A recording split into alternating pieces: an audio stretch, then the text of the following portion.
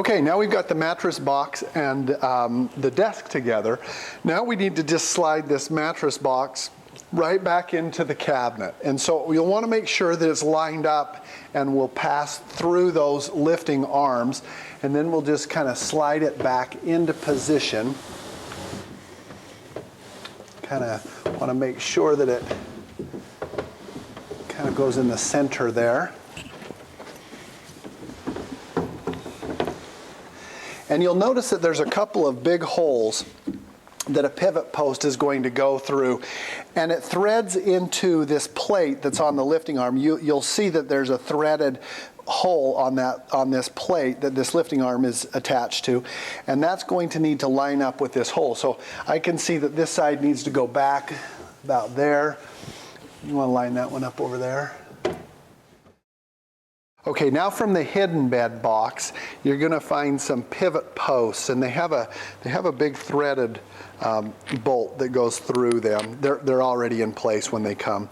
And then there are some flanges, some black plastic flanges that fit that pivot post in the hidden bed box. There's a couple of other flanges that we actually will not use in the construction of our bed. So you'll want to just discard those. But what we'll do is we'll go ahead, and then there's a 10 millimeter Allen wrench that will be in the manila envelope. And the way this goes together is we'll go ahead and put the flanges first in that hole. And then this pivot post with the bolt in it goes through that, and you can kind of see it lines up with a hole on this plate. This pivot post goes through, and there's a hole in that plate. Just kind of shift that around a little bit. Once that's in place, then I'll use the 10 millimeter wrench to tighten this down. I'm going to thread this in and get it not completely tight at this point. That'll give me some flexibility on the other side. I'm going to repeat the process on the other side, and then I'll come back and tighten these down snugly on both sides.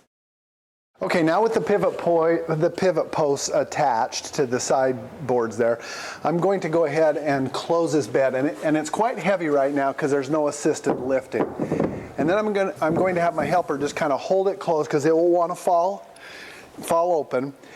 And now I'm going to set these lifting arms by drawing them forward and attaching them onto this collar.